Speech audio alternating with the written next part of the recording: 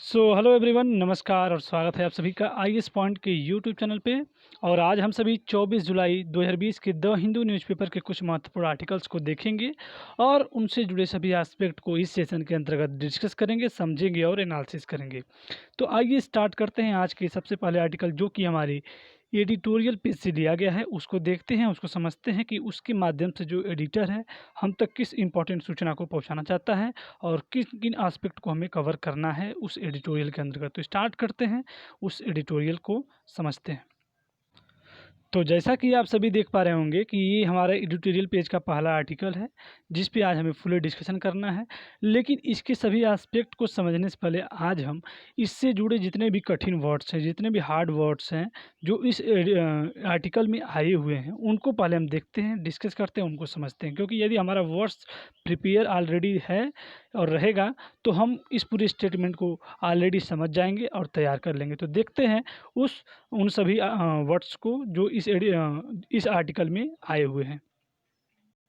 तो जैसा कि आप सभी देख पा रहे होंगे कि आज का हमारा जो ये एडिटोरियल पेज हमने लिया हुआ था, उसमें जो कठिन वर्ड्स आए हुए हैं उनमें हमारा पहला जो वर्ड है वो है कैलिब्रेटेड। ये एक एडजेक्टिव है जिसके मीन्स होता है जांचना, किसी भी चीज़ को इंस्पेक्ट करना, जांचना, परखना।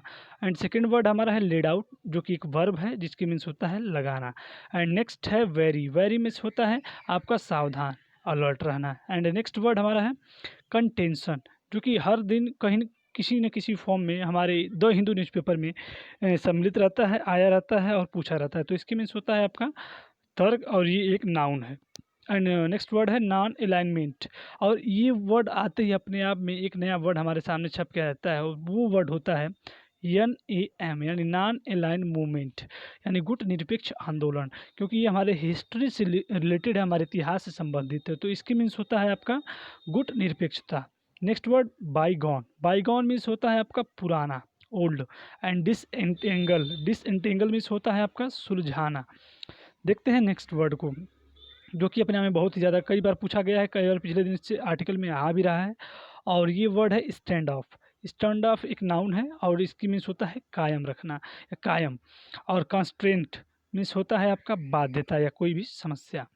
नेक्स्ट वर्ड की बात करें तो वो लिखा है असर्टन या असर्सन। इसका मतलब होता है अभिकथन, अभिकथन। एंड नेक्स्ट वर्ड है स्पेक्यूलेशन। स्पेक्यूलेशन मीन्स होता है चिंतन, मनन, किसी भी बात को सोचना या उसके उस पर चिंतन करना। एंड फाइनली जो हमारा वर्ड है वो है क्लिंच, और क्लिंच मतलब होता है कड़ी। तो ये लगभग कुछ वर्ड्स थे जो हमारे एडिटोरियल पेज की इस पहले आर्टिकल से संबंधित हैं। इसको यदि आप तैयार करते हैं तो कहीं ना कहीं आपकी वर्ड पावर में एक बेहतर इम्प्रूवमेंट होता है। तो आइए स्टार्ट करते हैं, आज के आर्टिकल को डिस्कस करते हैं और उसको समझते हैं। और यदि बात करें इस आर्टिकल की, जो कि हमारे एडिटोरियल पेज में आया हुआ है, इसका नाम है कैलिब्रेटेड बैलेंस। तो कैलिब्रेटेड मतलब आप लोग जानते होंगे, कैलिब्रेटेड मतलब होता है जांचना है, किसी भी चीज़ को इंस्पेक्ट करना, परीक्षण करना। और बैलेंस मतलब होता है बैलेंस, मतलब कि आप समझ, संतुलन। यानी कि जो भी हम कर रहे हैं, कोई जो भी जांच परख कर रहे हैं किसी भी संदर्भ में, वो उसका अपना एक बैलेंस होना चाहिए, उसका एक अपना संतुलन होना चाहिए। यानी कि अभी भी हमारे मस्तिष्क में इससे संबंधित क्लियर फिगर नहीं बन पाया है। तो वो कब बनेगा, जब हम इसको पढ़ेंगे कि किस चीज़ को कह रहा है कि हमें बैलेंस करते हुए आगे चलना चाहिए, और उस बैलेंस को संतुलित, यानी उस बैलेंस को हमें बेहतरीन तरीके से जांचते परखते हुए आगे बढ़ना चाहिए। तो देखते हैं इस आर्टिकल में क्या लिखा है। लिखा है कि non alignment is a policy must be rethought, be India must be very alliance system. देखिए, अगर बात करें इस आर्टिकल की, तो ये हमारे आईआर से रिलेटेड है, यानी कि इंटरनेशनल रिलेशन से। ये हमारे इंटरनेशनल रिलेशन से संबंधित है। तो इसमें क्या कहा गया है कि यदि हम बात करें इसके थोड़ा सा बेसिक पॉइंट की, कि इस आर्टिकल के माध्यम से, इस स्टेटमेंट के माध्यम से, जो वर्ल्ड पॉलिटिक्स की अगर हम बात करें, विश्व की जो राजनीति है उसकी बात करें, तो जो इस वक्त हम देख पा रहे हैं कि इंडिया और चाइना का जो रिलेशन है वो कहीं न कहीं बायलैटरल जो रिलेशन है वो कुछ ठीक नहीं चल रहा है। हम जानते हैं कई प्रकार के, आप देखें गलवान वैली से लेके सारी घटनाएं, और भी अनेक प्रकार के जो अभी कल के पेज में हमने पढ़ा कि जिसमें उसका अरुणाचल प्रदेश, यानी कि जो भूटान का क्षेत्र है, उस पे भी उसका मतलब कि क्लेम किया गया है। तो कहीं न कहीं हम कह सकते हैं कि जो इंडिया और चाइना का जो रिलेशन है, कहीं कुछ अच्छा कुछ ठीक नहीं चल रहा है जो बायलैटरल रिलेशन है। और साथ ही हम ये भी कह सकते हैं कि दूसरी तरफ जो चाइना और यूएसए यानी कि अमेरिका का जो रिलेशन है वो भी कुछ ठीक नहीं चल रहा है। और इस प्रकार से हम अगर इन दोनों बातों को एक साथ देखें तो अमेरिका और भारत को एक मंच के द्वारा गुट बनाकर चाइना का विरोध किया जा सकता है, क्योंकि दोनों चाइना के अपोज में चल रहे हैं, दोनों चाइना के विरोध में चल रहे हैं, चाइना दोनों का विरोध कर रहा है। तो पर इंडिया को इस स्टेटमेंट जो अभी हमने आप सभी के सामने प्रस्तुत किया, इस स्टेटमेंट पर अभी भी किसी भी कदम को उठाने से पहले बढ़िया है उस पूरे कदम को पूरी तरह कैलिब्रेटेड करके ही आगे बढ़ना चाहिए। मतलब कि क्या कि जो भारत और अमेरिका की जो उन दोनों का मतलब अगर एक गुट एक मंच के माध्यम से अगर चाइना का विरोध किया जाएगा तो क्या कंडीशन होंगे और क्या एस्पेक्ट निकल के आएंगे। यानी कि इंडिया उसके बाद भी इंडिया अभी भी अपने विचारों के प्रति पूर्णतः फ्रीडम रखता है, यानी स्वतंत्र है। अर्थात उसने अभी तक कोई भी इस प्रकार की एक्टिविटी नहीं की है जिससे ये देखिए कि इंडिया गुट बना रहा है या फिर इंडिया गुट बनाकर अलायंस बना के आपका चाइना के प्रति मतलब गुट बना रहा है कंट्रीज़ का। तो बेसिकली हम सभी इन्हीं बातों का मतलब डिस्कशन और एनालिसिस इस आर्टिकल के माध्यम से आज करेंगे और इस सेशन के अंतर्गत इन्हीं सब पॉइंट्स का चर्चा करेंगे। तो देखते हैं पहला स्टेटमेंट, जैसा कि हमने पढ़ा कि non alignment as a policy must be rethought but India must be very of alliance system.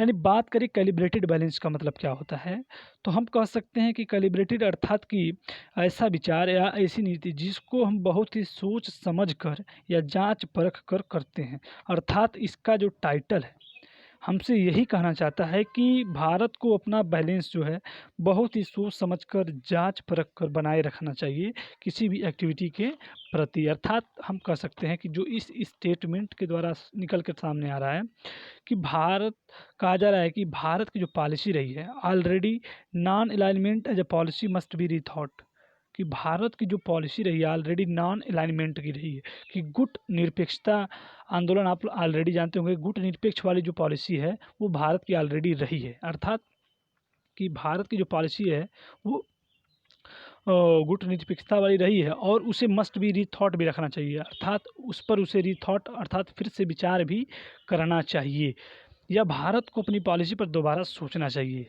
लेकिन but India must be very of alliance system, लेकिन साथ ही भारत को अलायंस सिस्टम से भी अलर्ट रहना चाहिए। वेरी मतलब आपका होता है जस्ट हमने बताया सावधान, यानी इंडिया को सावधान भी रहना चाहिए किससे, अलायंस सिस्टम से। जो गुटबाजी से संबंधित जो भी सिस्टम होते हैं उन सभी तंत्रों से उसको अलर्ट रहने की भी ज़रूरत है। अर्थात उसके एस्पेक्ट को ध्यान में रखते हुए ही कोई कदम इंडिया के द्वारा उठाया जाना चाहिए।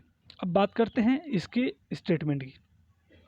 तो पहला जो स्टेटमेंट इसका लिखा हुआ है वो है, in separate statement in this week external affair minister S Jaishankar laid out India's world view in the face of global challenges. जैसा कि आप सभी देख पा रहे हैं कि कहा जा रहा है इस स्टेटमेंट के अंदर कि in a separate statement in this week, यानी इसी सप्ताह में अलग अलग प्रकार के स्टेटमेंट दिए गए किसके द्वारा, हमारे जो एक्सटर्नल अफेयर मिनिस्टर हैं एस जयशंकर।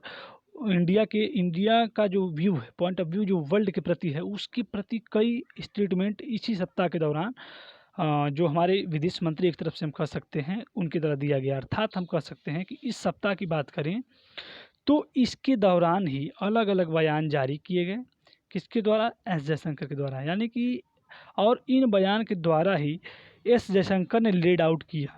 लेड आउट मतलब होता है निर्धारित करना, India's world view in the face of global challenge. ये जो भी ग्लोबल चैलेंज है इनको फेस करने के लिए जो इंडिया का पॉइंट ऑफ व्यू है उसको भी उन्होंने निर्धारित किया। अर्थात एस जयशंकर के द्वारा यह भी निर्धारित किया गया है कि भारत का जो है दृष्टिकोण क्या रहेगा विभिन्न प्रकार की ग्लोबल चैलेंजेस के प्रति, यानी कि जो भी वैश्विक स्तर पे जो भी चुनौतियां हैं उसके प्रति उसका दृष्टिकोण अप्रोच क्या रहेगा। तो बात करें अगले बात की कि नेक्स्ट स्टेटमेंट में क्या लिखा है कि मिस्टर जैसा many of which pull in different direction. अब जो चुनौतियां हैं वो भी कई चुनौतियां जो हैं भारत के प्रति वो भी कई डायरेक्शन से आ रही हैं, यानी कि पुल आउट कर रही हैं, पुल को डायरेक्शन से कई दिशाओं से भारत को चुनौतियां खींच रही हैं। अर्थात जैसे कि अगर हम बात करें कोविड-19 पेंडेमिक, और इसके बाद हमारी अर्थव्यवस्था, सेकंड इंडिया चाइना जो क्लैश चल रहा है वो, यानी कई प्रकार के जो हैं डायरेक्शन की तरफ इंडिया का जो है देखा जा रहा है, उसकी चुनौती को कई तरफ से देखा जा रहा है ग्लोबली स्तर पे। यानी अब बात करें नेक्स्ट स्टेटमेंट की, तो इसमें कहा जा रहा है कि mister Jaishankar contention was that non alignment as a concept belong to the bygone era and that multi polarity in the world necessitated that India would have to take definite stand। अब देखिए मिस्टर जयशंकर कंटेंशन, देखिए contention mister Jaishankar ने इसमें क्या कहा गया है कि साथ ही इन सभी बातों को कहने के बाद मिस्टर जयशंकर ने ये भी स्पष्ट किया, अपना ये भी बयान दिया कि जो ये नॉन अलाइनमेंट है, जो गुट निरपेक्षता है, as a concept belong to the bygone era. Era मतलब होता है युग, बाईगोन मतलब पुराना, यानी कि जो ये गुट निरपेक्षता वाला जो कॉन्सेप्ट है वो काफ़ी पुराना है, यानी कि बहुत ही पुराने युग की बात है। वो किस युग से संबंधित है? पुराने युग से संबंधित है। अर्थात हम कह सकते हैं कि कहा जा रहा है कि उन्होंने साथ ही ये भी बयान दिया कि जो यह नॉन अलाइनमेंट है वो बीते हुए समय की बात हो गई है, and that multipolarity in the world necessitated that India would have to take a definite stand। यानी कि इसके साथ ही आज विश्व हम जानते हैं कि कई ध्रुवों में, कई पोल्स में बटा हुआ है, और अर्थात पूरे विश्व में गुटबाजी फैली हुई है। हम जानते हैं कि विश्व जो है कई गुटों में बना बटा हुआ है, इतने कंट्री एक तरफ, इतने कंट्री एक तरफ, ऐसी कई चर्चाएं हम देखते हैं, समाचार में सुनते हैं। तो उसमें इस चीज़ को आवश्यक जो ये गुटता बन रही है, गुट निरपेक्ष वाली जो गुटता जो कंट्री के बीच में बन रही है, तो इस चीज़ ने इसको भी आवश्यक बना दिया है, इसको नेसेसिटेटेड कर दिया है that India would have to take a definite stand, कि इंडिया भी अपना एक डेफिनेट स्टैंड ले, यानी भारत को भी अपनी स्टैंड क्लियर करनी चाहिए कि वो क्या करेगा। एंड नेक्स्ट लिखा है कि and even take risk on issues such as connectivity, maritime security, terrorism and climate change. और इंडिया को भी अपना डिसीजन जो है, अपना जो स्टैंड है वो क्लियर करना चाहिए, एंड इवन टेक रिस्क, और कुछ मुद्दों पे भारत को रिस्क लेने की भी ज़रूरत है। और वो मुद्दे कौन कौन से हो सकते हैं? जैसे कि connectivity, maritime security, terrorism and climate change. मतलब कि कनेक्टिविटी से संबंधित मुद्दों पर, समुद्री सुरक्षा संबंधित मुद्दों पर, आतंकवाद से संबंधित मुद्दों पर, और जलवायु परिवर्तन से संबंधित मुद्दों पे भारत को भी रिस्क लेना चाहिए, भारत को भी तैयार रहना चाहिए। कि लिखा है how ever he made it clear that India does not reject non alignment in its entirety, and that while it would no longer remain disentangled from difficult decision। अब देखिए इसमें कहा जा रहा है कि हाउएवर, फिर भी, जैसे कि हालांकि बातें की जा रही है कि इन सभी के अंतर्गत जो हमारे विदेश मंत्री ने यह भी क्लियर कर दिया है, ही मेड इट क्लियर, उन्होंने ये भी क्लियर कर दिया है दैट कि India does not reject non alignment, कि इंडिया जो है अलाइनमेंट को रिजेक्ट नहीं करता है। यह भी क्लियर कर दिया है कि भारत गुट निरपेक्षता को पूर्णतः रिजेक्ट भी नहीं कर रहा है, एंड दैट इंटायरिटी मतलब होता है आपका पूर्ण रूप से, उसको पूर्ण रूप से रिजेक्ट भी नहीं करता है, and that while it would no longer remain disentangle from difficult decision. और इसके साथ ही पूर्ण रूप से रिजेक्ट नहीं करने के साथ ही भारत को जो भी डिफिकल्ट डिसीजन लेना है उसको भी वो ज़रूर लेगा। वो नॉन अलाइनमेंट सिस्टम को रिजेक्ट तो नहीं करता है, लेकिन भारत को जो भी अपना खुद का डिसीजन लेना है, चाहे वो भले ही डिफ़िकल्ट डिसीजन ही क्यों ना हो, उसको वो ज़रूर लेगा। पर साथ ही साथ अपनी विदेश नीति, यानी कि लिखा है while it no longer make difficult decision, it would no compromise compromise on its independence, और साथ ही साथ वह अपनी विदेश नीति के साथ कोई भी would not compromise to its independence, यानी कि अपनी इंडिपेंडेंट के विदेश नीति की स्वतंत्रता के साथ कोई भी कंप्रोमाइज नहीं करेगा, कोई भी समझौता नहीं करेगा। नेक्स्ट पॉइंट में आप देख पा रहे होंगे कि लिखा है more importantly he said that India has never been part of an alliance system nor will it ever be. कहा जा रहा है, ये भी साथ ही साथ ही एडेड दैट मोर इम्पोर्टेंटली, मतलब कि एक और भी महत्वपूर्ण बात कही गई किसके द्वारा, हमारे जो विदेश मंत्री हैं उनके द्वारा, कि he said that India has never been part of alliance system. India जो है कभी भी, भारत जो है कभी भी उन्होंने ये स्पष्ट किया कि भारत कभी भी अलायंस सिस्टम का पार्ट नहीं बना है, and not will it never ever be, और ना ही कभी बनेगा। उन्होंने इस बात को भी बहुत ही महत्वपूर्ण बात के अंतर्गत स्पष्ट किया कि भारत कभी भी अलायंस सिस्टम का पार्ट नहीं था और ना ही कभी बनेगा। अर्थात भारत को जो भी डिसीजन लेना होगा वो अपना स्वयं का डिसीजन खुद लेगा, खुद के हित में अपना स्वयं डिसीजन लेगा। अब बात करें नेक्स्ट पॉइंट की, कि लिखा है कि mister Jaishankar explain that while non alignment, नहीं ये छूट गया आप लोगों का, कि he added that even the US must look beyond its present alliance and engage with more multilateral arrangement, कि उन्होंने इस बात को भी ऐड किया कि यूएस को भी अब इसके बारे में सोचना चाहिए और मल्टीलेटरल अरेंजमेंट के साथ उसको इंगेज होना चाहिए। व्यवस्थित मल्टीलेटरल में होता है बहुपक्षवादी व्यवस्था के साथ उसको इंगेज होना चाहिए। एंड और बात करें कि जैसे कि अब कहा जा रहा है कि mister Jaishankar explained that while non alignment worked for India during the cold war era between the US and the Soviet union, कि एक स्टेटमेंट ये भी कहा गया हमारे विदेश मंत्री के द्वारा कि जो नॉन अलाइनमेंट मूवमेंट है वो वर्कड किया था, वो काम दिया था, वो उसका यूज, उसका फ़ायदा हुआ था फॉर इंडिया ड्यूरिंग, इंडिया के लिए जब कोल्ड वार हुआ था बिटवीन यूएस एंड सोवियत संघ। जब यूएस और सोवियत संघ यानी रूस के साथ जो कोल्ड वार हुआ था, शीत युद्ध हुआ था, उसके अंतर्गत जो उसका नॉन अलाइनमेंट जो सिस्टम था वो वर्क किया था और वो बहुत ज़्यादा सहायता किया था। तो इसी प्रकार के स्टेटमेंट लगातार दिया जा रहा है। दोनों नॉन अलाइनमेंट किस प्रकार भारत के लिए सहयोगी रहा, उसमें बनना चाहिए कि नहीं, उसके बनने से क्या क्या लाभ है, इन्हीं सब बातों का जिक्र इन सभी स्टेटमेंट के अंतर्गत दिया है। देखते हैं इसके फाइनल वर्ड को। इसके फाइनल वर्ड में लिखा हुआ है कि time of crisis of an clarify priority, कि ये जो टाइम है, कहा जा रहा है कि जो संकट का समय है वो आपको, जो भी ये संकट का समय कभी भी आता है किसी के भी समय में, तो वो आपकी प्राथमिकता को क्लेरिफाई कर देता है, आपकी प्रायोरिटी को क्लेरिफाई कर देता है। And at a time of double crisis for India battling the novel corona virus pandemic in the country and Chinese aggression at the border, और भारत की बात करें तो at the time of double crisis for India, जो एक समय है वो डबल क्राइसिस का है, दोहरे संकट से भारत जूझ रहा है, जिसमें एक और भारत जो है नोवल कोरोना वायरस से युद्ध लड़ रहा है, दूसरी तरफ चाइना के एग्रेशन जो कि उसके द्वारा बॉर्डर पे दिखाए जा रहे हैं उससे लड़ रहा है। तो कह रहा है नेक्स्ट फाइनली कि the message from new Delhi is one of carefully calibrated balance, तो इसीलिए भारत के लिए यही कहा जा रहा है कि जो भारत है वो देश को, जो इंडियन गवर्नमेंट है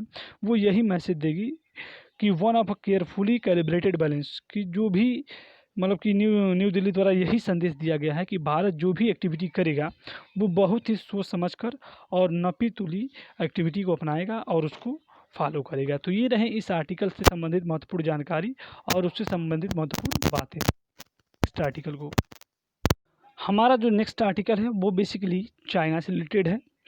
उसमें लिखा है कि China launched ambitious Mars mission, कि चाइना ने अपना एक महत्वाकांक्षी मार्स मिशन लॉन्च किया है, और इसमें हमें मुख्यतः उससे रिलेटेड की पॉइंट को ही समझना है, क्योंकि बाकी सब आर्टिकल स्टेटमेंट ही दिए गए हैं, हमें इससे संबंधित महत्वपूर्ण जानकारियों को कलेक्ट करना है। तो वो जानकारियाँ क्या हैं पहले वो देखते हैं।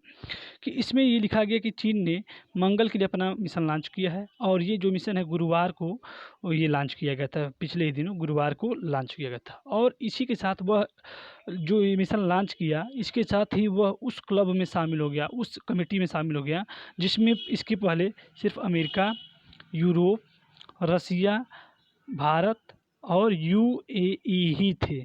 अब उसमें चाइना भी इस क्लब में शामिल हो गया। कौन कौन थे इसमें? अमेरिका, यूरोप, रसिया, भारत और यूएई थे।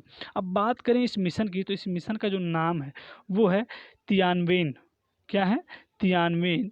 तियानवेन 1 इस मिशन का नाम है। और ये जिस रॉकेट या जिस व्हीकल से लॉन्च किया गया है उस व्हीकल का नाम है मार्च 5।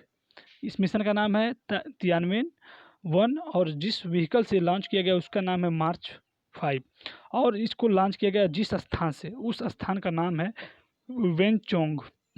वेनचोंग स्पेसक्राफ्ट, यानी कि वेनचोंग स्पेसक्राफ्ट से इसको लॉन्च साइट से इसको लॉन्च किया गया। और इस मिशन का जो अगर हम प्रमुख उद्देश्य की बात करें तो वो उद्देश्य यही है कि वो मार्स के इन्वायरमेंट, उसके वहाँ की जो सॉइल है, मिट्टी है, और वहाँ की जो एटमॉस्फेयर है और वहाँ के जो वाटर से संबंधित जो भी ऑब्जर्वेशन है उसको मॉनिटर करेगा, उसको समझेगा और उससे संबंधित जो भी डेटाज हैं वो नीचे भेजेगा।